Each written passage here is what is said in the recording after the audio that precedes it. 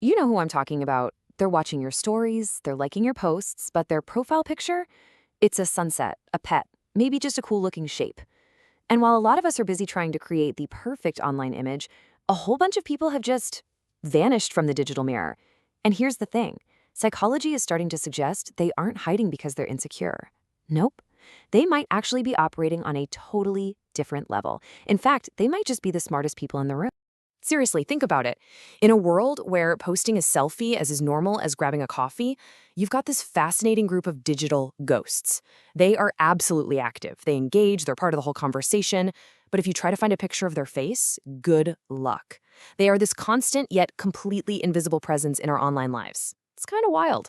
So, this is the big question, right? Why are they doing this? What is the psychology behind someone who just refuses to post photos of themselves?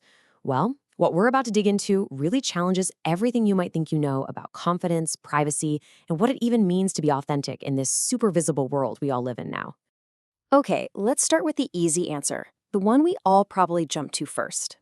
They must be insecure, right? Maybe they don't like how they look, or they're just painfully shy, or they're struggling with some low self-esteem. It's a simple, easy explanation that lets us just neatly file that behavior away and move on. But what if that snap judgment is completely and totally wrong?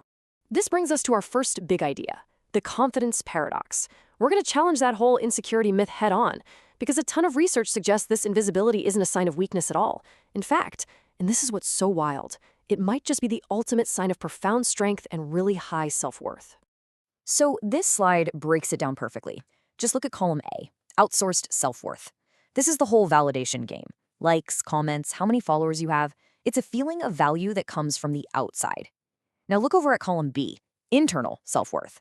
This is a state of being, well, unbothered. You don't need an audience. And get this, a 2019 study in the Journal of Research and Personality found that people who post fewer selfies actually scored lower on things like narcissism and way higher on self-acceptance. See, those who don't post aren't looking for validation because they've already got it from within. They simply don't need the applause to feel good about themselves. The fancy psychological term for this is contingent self-esteem. And all it means is that your sense of value goes up and down based on what other people think. That little dopamine hit you get from 100 likes feels great, for sure, but it's temporary, and it basically puts your self-worth in other people's hands. By contrast, the photo-averse folks often operate from what's called an internal locus of self-evaluation. They've built an identity that doesn't need constant updates or applause to feel stable. I mean, think about it. The most genuinely confident person you know, do they need constant validation? Or do they just exist, totally secure in who they are, completely unbothered by it all? This quote from social psychologist Dr. Sherry Turkle just nails the whole idea of performed identity. The second a camera comes out, we stop just living and we start performing. We fix our smile, we adjust our posture. We're trying to craft a very specific image. The people who opt out of posting photos have, in a way, opted out of this constant performance. They're at dinner to be at dinner, not to create content about being at dinner. And what's fascinating is that studies show people who document their experiences less actually remember them more vividly and say they enjoyed them more. They're just living their lives, not archiving them for an audience.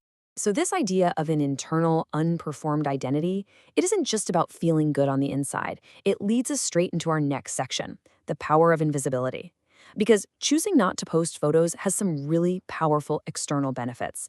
This isn't just about self-worth anymore. It's about being strategically smart and staying in control in a world that's getting more and more intrusive. Listen, people who avoid posting photos aren't paranoid, they're paying attention. A 2022 Carnegie Mellon study dropped this absolutely staggering number.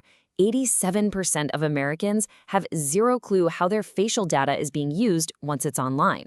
This invisible group gets something that most of us just overlook. Your face isn't just a picture, it's biometric data. And once it's out there forever, for anyone to use however they want. This slide here shows you the pipeline. And it's shockingly simple. Let's just walk through it. Step 1, you post a great photo of yourself. Step 2, almost instantly AI can scrape it, mapping out the unique geometry of your face. Step 3, that biometric data is then packaged up, sold, and analyzed by companies you've never even heard of. And then step 4, your narrative is lost. Companies are building these shadow profiles to track where you go, predict what you'll do, and sell you stuff. The people avoiding photos are basically playing chess, while the rest of us are playing checkers. They get that your face is the most valuable data you own, and they're choosing to keep it locked down. But of course, let's be real, not everyone who avoids posting photos is some kind of privacy genius. There are definitely darker, more complex reasons too. You've got catfishers creating totally fake personas. You have survivors of abuse or people in witness protection who absolutely have to stay invisible for their own safety. And yes, you still have people dealing with genuine insecurity who are using photo avoidance to cope. The key difference here is agency. Is it an empowered choice coming from a place of confidence, or is it anxiety that's making the choice for them? Understanding that is so important because it separates a personal struggle from what's becoming a much bigger cultural movement. And that right there is where this gets really, really interesting. This individual behavior is starting to merge into a much larger trend.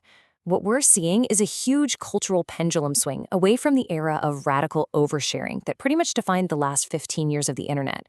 This isn't just a personal preference anymore. It's becoming a quiet, digital rebellion. This chart shows a really clear shift between the generations. Gen Z, the first generation to grow up completely online, are increasingly going photo private.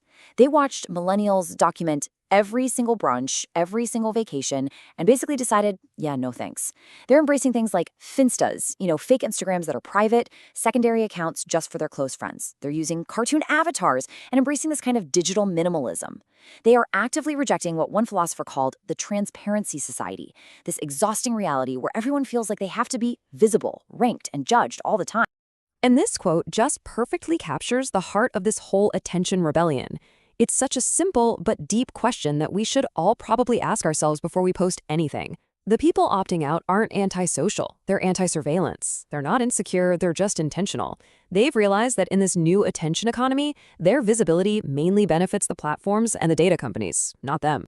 So as we start to wrap this up, it all leads to this one fundamental question that's aimed right back at us. In a culture that basically screams, if you didn't post it, it didn't happen, have we started to confuse being seen with being worthy? Have we accidentally decided that visibility equals value? Because real confidence doesn't need an audience. Real value isn't measured in likes. The digital ghosts? Well, they seem to have remembered something that maybe the rest of us have forgotten. And maybe this is the most important thing to take away from all of this. The people without photos aren't really invisible. They're just not performing for you. So maybe they aren't the ones we should be analyzing at all. Maybe we should be asking ourselves why the rest of us feel so compelled to constantly document our entire existence for an audience of strangers. In an age of infinite exposure, choosing not to be seen might not just be smart, it might be the most revolutionary act of all.